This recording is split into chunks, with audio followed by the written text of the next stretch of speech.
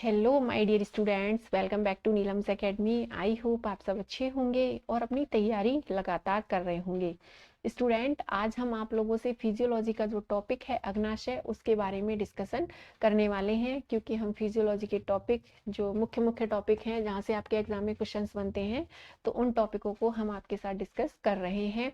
इससे पहले हम 2 वीडियो में शॉर्ट रूप में डाइजेशन किस किस तरीके से होता है और हमने लीवर का टॉपिक डिस्कस किया हुआ है। अगर आपने वो वीडियोस नहीं देखे हैं तो नीलम्स एकेडमी पर जाकर के वो वीडियोस देख सकते हैं।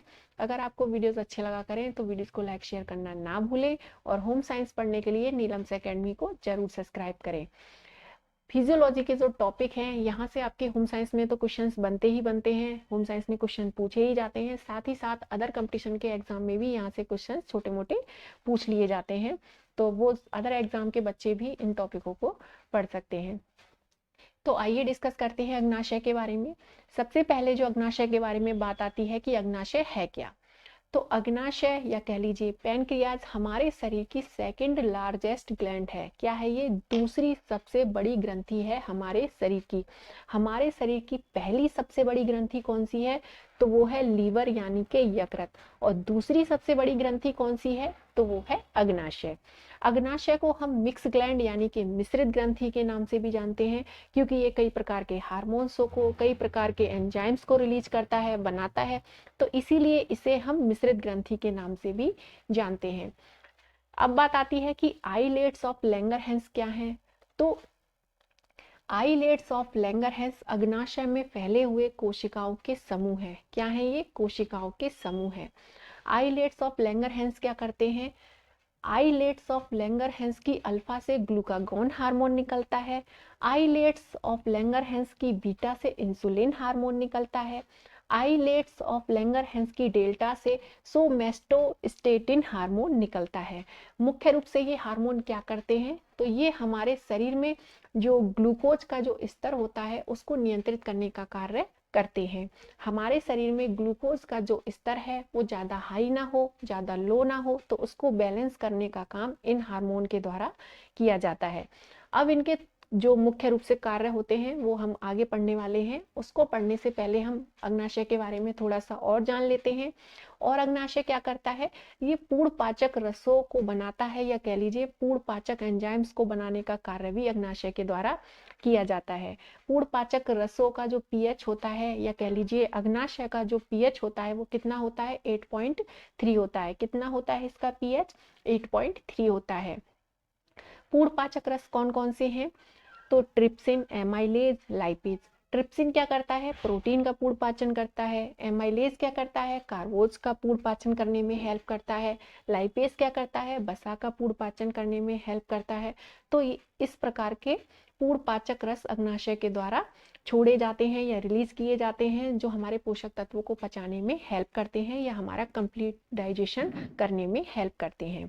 अब हम पढ़ते हैं कि ये जो हार्मोन्स हैं इनके मुख्य रूप से क्या क्या कार्य होते हैं।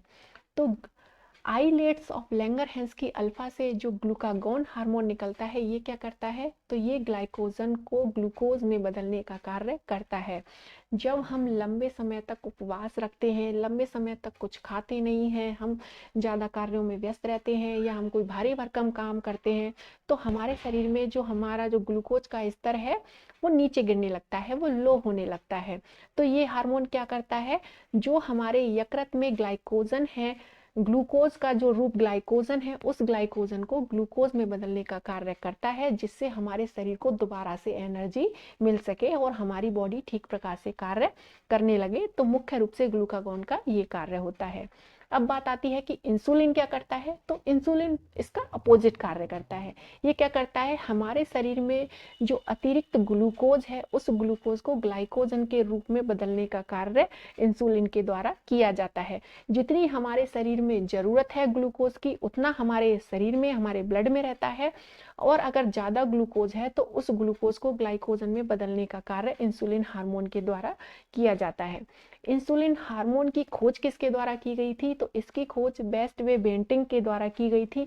डहेलिया की जड़ में इसकी खोज की गई थी, जिसमें क्या होता है, जस्ता होता है। अब इंसुलिन का जो इंसुलिन हार्मोन है, इसका डिसबैलेंस होता है या इसका जो ज़्यादा स्राव होता है या इसके कमी से क्या क्या बीमारियां होती हैं, तो इंसुलिन की अधिकता से हाइपोग्लूकेमिया रोग हो जाता है और इसकी कमी से हमें डायबिटीज हो जाती है, हाइपरग्लूकेमिया नामक रोग हो जाता है।